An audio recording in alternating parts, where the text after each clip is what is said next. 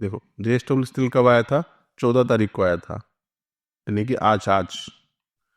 तो आप देख सकते हो यहाँ पे एक इसका हाई है, ब्रेकआउट हुआ, रिटेस्ट हुआ, अगेन ब्रेकआउट हुआ। कब? 10:30 को आपको एग्जैक्टली ये स्टॉक्स आ गया। हेलो दोस्तों, welcome you once again to our channel fun technique. So guys, कुछ दिनों पहले अगर आपने देखा होगा कि हमने बताया था कि किस तरीके से स्विंग ट्रेडिंग में ब्रेकआउट एंड रिट्रेस्ट वाला स्टॉक को स्कैन किया जाए एंड उसको ट्रेड किया जाए। तो आज की इस वीडियो में बताऊंगा कि ब्रेकआउट के बाद, रिट्रेस्ट होने के बाद फिर से जब ब्रेकआउट करेगा उस स्टॉक को किस तरीके से आपको स्कैन करना है। ठीक है, तो ध्यान से देखिएगा, एक भी पॉइंट मिस नहीं करना है। और ये स्क्रीनर का लिंक भी मैं आपको टेलीग्राम चैनल पे देने वाला हूँ। ठीक है, तो आइए समझते हैं एक बार। मैं एग्जांपल के लिए यहाँ पे अस्ट्रल ले रहा हूँ। ठीक है, ये अस्ट्रल हो गया, ये फिनो में ट्रेडिंग होता है। देखिए, सबसे पहले हमें क्या करना है, मैं 15 मिनट टाइम फ्रेम में लेता हूँ, आप इसको 5 मिनट में भी कर सकते हो। इंट्राडे के लिए आप 5 या 15 मिनट मैक्सिमम यूज करना है, उससे ऊपर करने का कोई फायदा नहीं है, क्योंकि मैं आज इंट्राडे के लिए बताने वाला हूँ। देखो, जैसे कि ये होता है पीआरबी होता है ना, प्रीवियस रेंज ब्रेकआउट। यहाँ पे देखिए, ये लेट सपोज ये प्रीवियस डे का एक रेंज हो गया।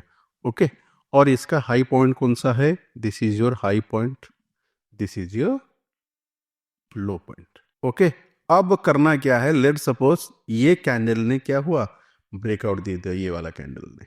उसके बाद क्या हुआ, नीचे आया, ब्रेकआउट के बाद ये नीचे आया, फिर से ये वाला कैंडल अगेन ब्रेकआउट दे दिया।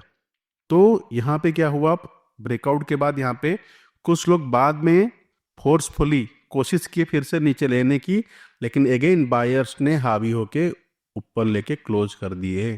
तो यहाँ पे हम एक समझ सकते हैं कि कुछ टाइम के लिए ये अभी चलने वाला है। ठीक है, तो आपका जो भी रिस्क रिवॉर्ड है आप इस चीज को कर सकते हो। मैं आपको बताने वाला हूं कि ये जोन पे, जैसे कि ये ब्रेकआउट हो रहा है बाद में, यहाँ पे किस तरीके से आप इस चीज को स्कैन करें। ये 1560 से कितना तक गया है, 1578, यानी कि 18 पॉइंट का मूवमेंट दिया, बाद में यहीं पे क्लोज हुआ है। ओके, अभी आजकल मार्केट काफी नीचे गया है, तो यहाँ पे इतना मोमेंटम हुआ नहीं, बट फिर भी आपको अगर इस तरीके का स्टॉक आइडेंटिफाई करना है, मैं आपको पूरा बताने वाला हूँ। ओके, ठीक है, तो देखिए, तो इस चीज को हम स्कैन करने वाले हैं। सबसे पहले मेरे एग्जाम्पल के लिए आप इस चीज को समझिए कि हमें यहाँ पे क्या होना चाहिए, प्रीवियस का जो हाई है इसको ब्रेकआउट करना चाहिए। यहाँ पे सिंपल, यहाँ पे लिखना है, क्या करना है, करंट कैंडल का क्लोज ग्रेटर देन क्या होना चाहिए, 1 डे वो हाई। ठीक है, और इसको यहाँ पे फ्यूचर कर देंगे, क्योंकि ये फ्यूचर में या फिर ऑप्शन में आप ट्रेडिंग कर सकते हैं, या फिर इंट्राडे के लिए हम कर रहे हैं तो। ओके, तो इसको सेव कर देते हैं। चलो सेव बाद में करेंगे हम। मैं यहाँ पे रन स्कैन कर देता हूँ, तो ये बहुत सारा स्टॉक आ गया। ये 15 मिनट हम करेंगे, क्योंकि हम 15 मिनट में स्कैनर को बना रहे हैं। इसको करंट कैंडल कीजिए। ठीक है, तो देखो प्रीवियस डे हाई के ऊपर गया है, लेकिन उससे पहले क्या होना चाहिए, ये वाला कैंडल इस लेवल से नीचे होना चाहिए। करेक्ट, तो सिंपल क्या करना है, इसको कॉपी कर देंगे। प्रीवियस कैंडल शुड बी, उसका क्लोजिंग क्या होना चाहिए, लेस देन होना चाहिए 1 डे वो हाई। ओके, ये आपको समझ में आ गया। उसके बाद क्या होना चाहिए, हाई ब्रेकआउट होना चाहिए। हो सकता है पहला कैंडल ब्रेकआउट हुआ हो, उसके बाद नीचे आ चुका हो, हमें नहीं पता कि कौन सा कैंडल ब्रेकआउट हुआ है। राइट, इस स्टॉक में क्या हुआ कि यहाँ पे ब्रेकआउट हुआ, बाद में नीचे आया, फिर से ब्रेकआउट हुआ। हो भी सकता है कि यहाँ पे ब्रेकआउट ना होके ये कुछ कैंडल और जाने के बाद ब्रेकआउट होता। ओके, हो सकता है। और ये वाला जो फर्स्ट ब्रेकआउट है, ये यहाँ पे ना होके यहाँ पे भी हो सकता है, और उसके बाद 2 कैंडल नीचे क्लोजिंग दिया, बाद में ऊपर गया। तो हमें क्या चाहिए, प्रीवियसली कोई कैंडल ब्रेकआउट होना चाहिए। ओके, जैसे कि ये सिचुएशन कैसे बनेगा मैं आपको यहाँ पे दिखाऊं। देखो, मतलब कि क्या होना चाहिए, ये लेट सपोज आपका प्रीवियस डे का हाई पॉइंट है, तो करंट डे में कोई कैंडल पहले ब्रेकआउट दिया, तो यहाँ पे कोई कैंडल ब्रेकआउट देना चाहिए। तो अगर मैं इसको ग्रीन कर दूं थोड़ा सा, आपको समझ में आएगा। यहाँ पे क्या हुआ, ब्रेकआउट हुआ, बाद में लेट सपोज फिर से नीचे आया, 2 कैंडल इस तरीके से नीचे आया, फिर यहाँ पे नीचे आया, अगेन यहाँ पे ये फिर से ब्रेकआउट दिया यहाँ पे, तो ब्रेकआउट हुआ। तो क्या हुआ, हम क्या कर सकते हैं, इसको देखो, ये प्रीवियस डे का रेंज है, ब्रेकआउट हुआ, नीचे आया, रिट्रेस्ट हुआ, ये जोन को हम क्या कर सकते हैं, बाय कर सकते हैं। ठीक है, प्रॉपर रिटेस्ट हुआ, क्योंकि सेम जोन पे फिर से ये जो रेजिस्टेंस की तरफ काम कर रहा था, अब ये सपोर्ट के हिसाब से काम करेगा। अब ये प्रीवियस डे का कंडीशन आप कुछ भी लिख सकते हो आपके हिसाब से। आप कहोगे मेरे को ये ग्रीन कैंडल चाहिए, आप वो लिख सकते हो। मेरे को ये मारुबुजु चाहिए, आप इसको लिख सकते हो। वो तो खाली डिफाइन करना है ना। मैं आज जो बताने वाला हूँ, ब्रेकआउट को एंड रिटेस्ट एंड ब्रेकआउट को कैसे स्कैन करना है। ठीक है, मैंने तो आपको पहले बता दिया। ये जो रिटेस्ट होके यहाँ पे जा रहा है, इसको हमने लिख दिया कि करंट कैंडल का जो ये करंट कैंडल ही -1 है, तो करंट कैंडल प्रीवियस डे का जो हाई है उससे ऊपर होना चाहिए, and previous candle previous day का हाई से नीचे होना चाहिए, जो कि ये, और उससे पहले एटलीस्ट एक बार इस हाई से ऊपर होना चाहिए। तो उसके लिए कंडीशन क्या लिखना पड़ेगा, सिंपली ये लिखो, मैक्सिमम क्लोजिंग, यहाँ पे 10 लिख दो, 20 लिख दो, कोई दिक्कत नहीं है, 20 सही है। 15 मिनट कर दो, -2 यहाँ पे लिखो, क्योंकि current candle and minus candle को छोड़ना पड़ेगा। उससे पहले मैक्सिमम 20 कैंडल लिख दो का जो क्लोजिंग है वो ग्रेटर देन होना चाहिए 1 डे को high. As simple as that. तो ऐसा करने से अगर मैं यहाँ पे सबमिट कर देता हूँ, ठीक है, अब आप देख सकते हो कि बहुत सारा यहाँ पे आपको ये स्टॉक्स अभी दिख रहा है। ठीक है, तो यहाँ पे हमने स्टॉक्स हमें मिल गया। अब हम इसको देखते हैं। एस्ट्रल ये जो स्टॉक था 10-1 10-1 यानी कि कितना बजे, ये आया था 10 तारीख को 10 बजे, 10 तारीख को 10 बजे। Can you see here astral, दिख रहा है कि नहीं दिख रहा है? ठीक है, और एक यहाँ पे देखो स्टॉक है मैरिको। हम इसको टेस्ट सिर्फ कर रहे हैं। देखो ये ऊपर भी जा सकता है, नीचे भी जा सकता है। ओके, हम टेस्ट करने के लिए इसको देख रहे हैं। मैरिको, मैरिको कब आया था? 10-1-10 बजे। तो आप देख सकते हो ये 9 तारीख का डाटा है, एंड इसका हाई यही है। कब ब्रेकआउट हुआ? 10 बजे। यहाँ पे पहला ब्रेकआउट हुआ, एंड अगेन नीचे आया, बाद में यहाँ पे दूसरा ब्रेकआउट हुआ।